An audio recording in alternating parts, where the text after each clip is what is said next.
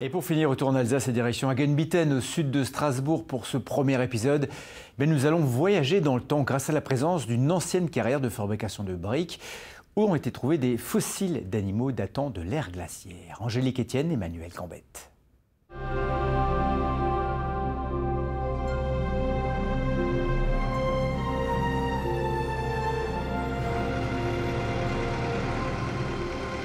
Bonjour à tous, on continue notre tour des villages alsaciens avec la commune de Hagenbitten.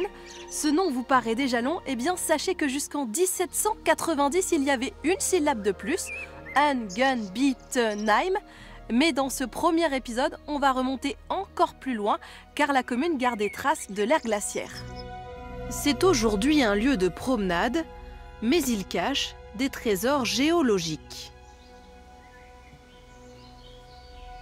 Et pour y accéder, il faut serpenter dans cette ancienne carrière où l'on va retrouver Kevin Janot, paléontologue. Bonjour Kevin. Bonjour.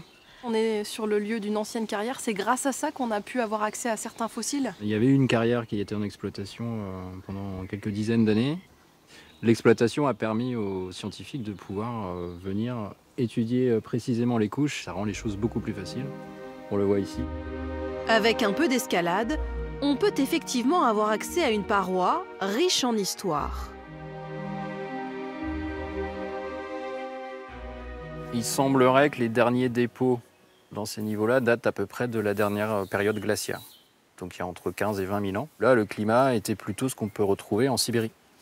Voilà, donc vous pouviez même avoir un dépôt, une végétation type toundra, donc avec des animaux qu'on se représente. La meilleure représentation qu'on peut en avoir, c'est l'âge de glace en fait. Une vie qui a laissé des traces dans ces couches de sédiments, du coquillage à des animaux beaucoup plus imposants.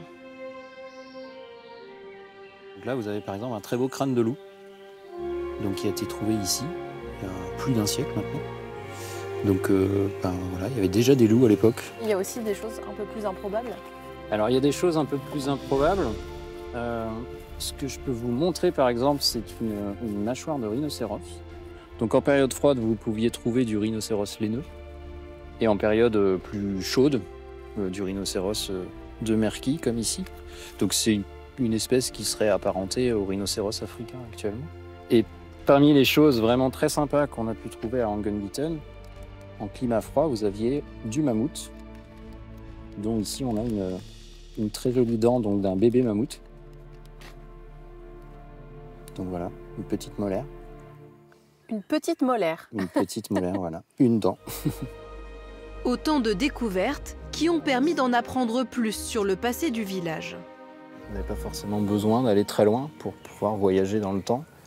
La preuve, c'est qu'en Hagenbitten, c'est 20 minutes de Strasbourg et on avait des mammouths. Et les mammouths, c'est déjà suffisant pour voyager dans l'imagination.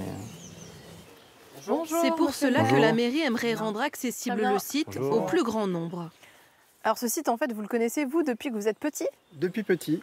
Notre professeur de CM2, passionné de géologie, de préhistoire, nous emmenait ici. Et l'idée, pour l'avenir, un avenir assez proche, c'est de restaurer un petit peu, potentiellement ôter la partie cachée pour revoir toutes les couches de notre passé, parce que c'est fascinant de s'imaginer que toute l'histoire de la vie, quelque part, se retrouve ici. Et demain, nous irons à la rencontre d'une association bien de notre siècle qui essaye de faire revivre l'esprit village à Hagenbitten.